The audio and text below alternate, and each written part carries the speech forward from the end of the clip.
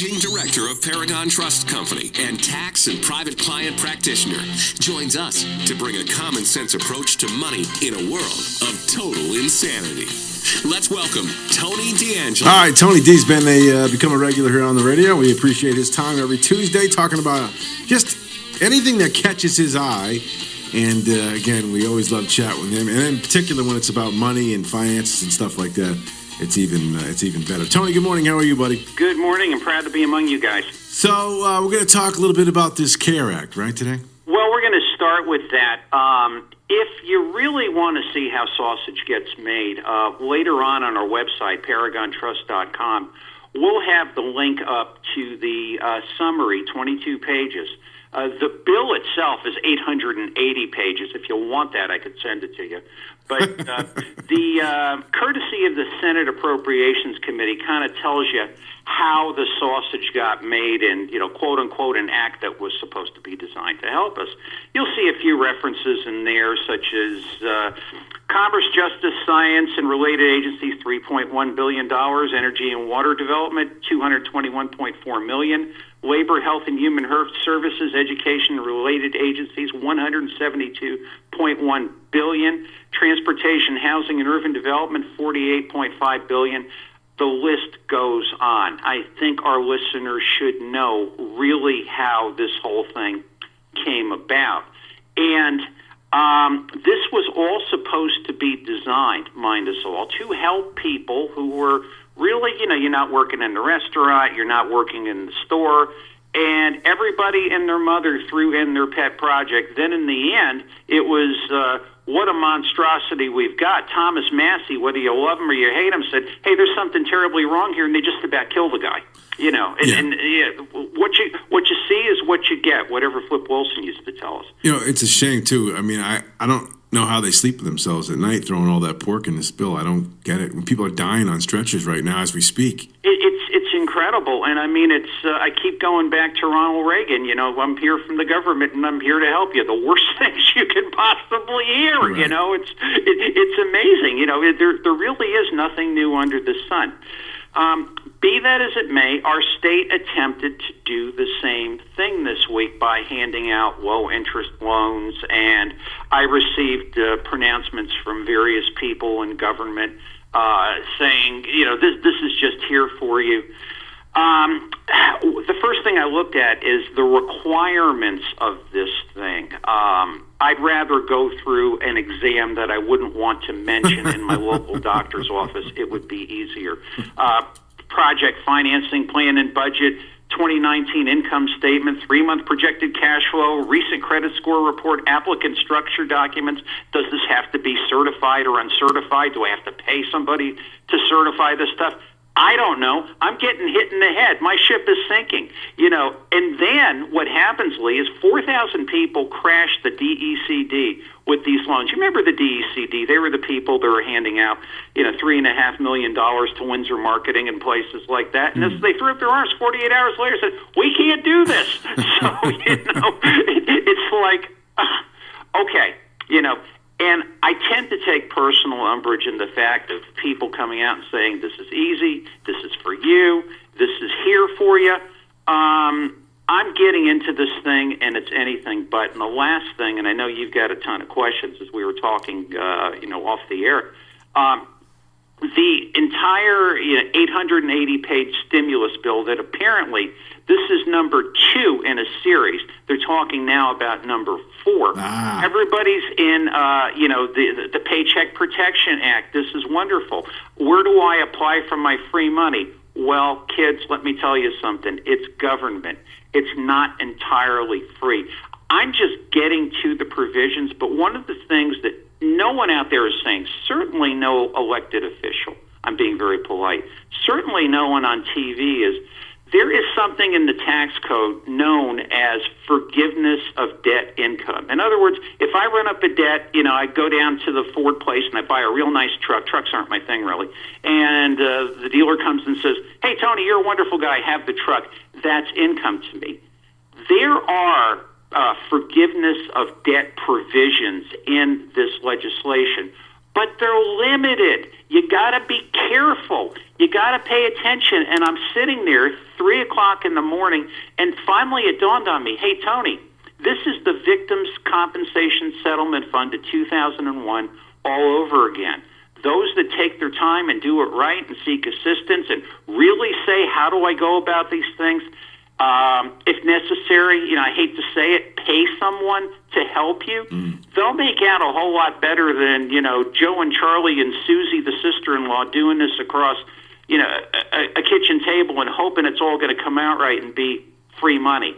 It isn't. I went through that. My people, thank the Lord, are doing very well because they invested the time in the Victim Settlement Fund. So it's this when the regulations come out, when the forms come out.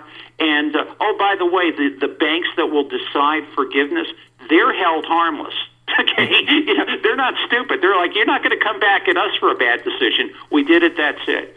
I can go on, but in 10 minutes, that's just a little bit of a nutshell. Well, so it's more complicated than the bottom line is it's much more complicated than well, yeah, for something that was supposed to be a lifeline to people to help them, we have made a production act, again, 880 pages in the raw form, notwithstanding the one that's done before the Coronavirus Rescue Act that, I'm beating my head against the wall on this stuff. Better minds than me are. And, poor guy with a delivery business, what does he do? Right. Yeah, what does he do? Is this a deal that's... I thought it was for everybody, but last time I heard it was for just certain size businesses, right? Is there a provision? It's a generous provision, but like as I was saying on the way out here, I was saying to Kathy, you have something that you could borrow for under a covered loan. And say it's something like, rent for you have a van business, you ferry people to the airport right. and things like that. When you come around and look at the forgiveness parts of it, that particular legal use of money may not be forgiven. And, and the first thing to hit my head, Lee, is, well, is whoever's doing this solvent or insolvent, or do they have positive net worth? Because if they have negative net worth, it probably won't matter. But, if you're like me and you're frugal and you keep your cars and you bring your lunch on days when you're not going to go anywhere and you want to work, it's like, now you're going to come back at me and ask for me to borrow from this fund and effectively pay for everybody who, I'm not saying people with genuine hardships, but people that could have been a little bit more disciplined. It's not unlike anything I've ever seen before. This is typically how it happens. So restaurants who are on the fringe of collapse prior to COVID-19, let's say they're heavily in debt. Going hand to mouth. Yeah, right. So they're heavily in debt. They barely making ends meet. They're not getting this loan, is what you're telling me. Well, put it this way. They could get the loan. The question is, are they favoring themselves by taking the loan?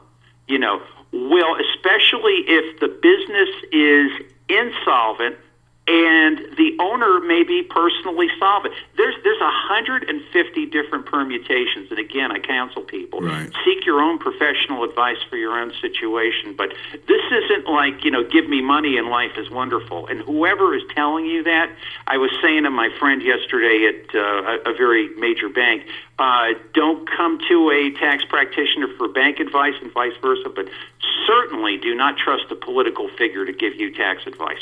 All right. So we could talk about, I swear we could talk about this for like Days. 10 hours. Days. But before we run out of time, you had mentioned in the beginning of this conversation that this was one of 4. I had thought the same thing. This is going to be, well, I'm just talking about the general stimulus package. The general sense of things. There's no way that America, if we're going to be out of work for another 2 months minimum, is going to be able to survive on $1,000 a piece. So this is one of probably 2 or 3 more. And if we were to go down that road, it's like $6 trillion more in debt. First of all, where are we getting that money from? I'm assuming we're printing it and borrowing it. That's from what I heard, the research I did. Yes. That's where we're getting it. Yes. So when this is all done, not only will we have an economic workforce that will be completely in sort of in upheaval and disheveled, we're going to have a national debt over $30 trillion. It It'll be absolutely incredible. And my biggest concern is that if production does not get back, we turn into post-World War I Germany, where people will come with, wheelbarrows full of money to buy a loaf of bread, and then somebody will knock them on the head and leave the money on the ground and take the wheelbarrow. I mean, no telling. I think there's good news in the fact that if we do this right and we're intelligent, we could very easily get out of this mess. Industries will survive, we will survive, but if we keep loading things with pet projects and pork and then telling us that you will help us, I must say something about that. And other countries are going through the same thing, though, right? I mean, we're all going to sort of hit not everybody, because we have a different kind of economic engine than other countries. So we could get hurt. Not only could we get hit with the most cases, we could also get hit with the worst economic slap in the face too, right? Well, yes, and the other thing is, to the extent that we are, if we have a large, whatever you want to call it, a social services burden, and you can argue if it's justified or not, or whatever the case may be, but it's there. And the fact is, a lot of that is done by charity, well-meaning people who have money. And, whether I send my $50 to a food charity or Bill Gates sends something, that's much larger. If those people are not doing that, it's incalculable. You've got some incredibly nervous charities right now. All right, brother. Listen, I got to run. I'll talk to you later. Thank you as always, and we'll talk again next week. My pleasure, and best to everyone. All right, pal. Thank you. Bob Lazar in less than 2 minutes. Hang on. Breakfast at Tiffany's and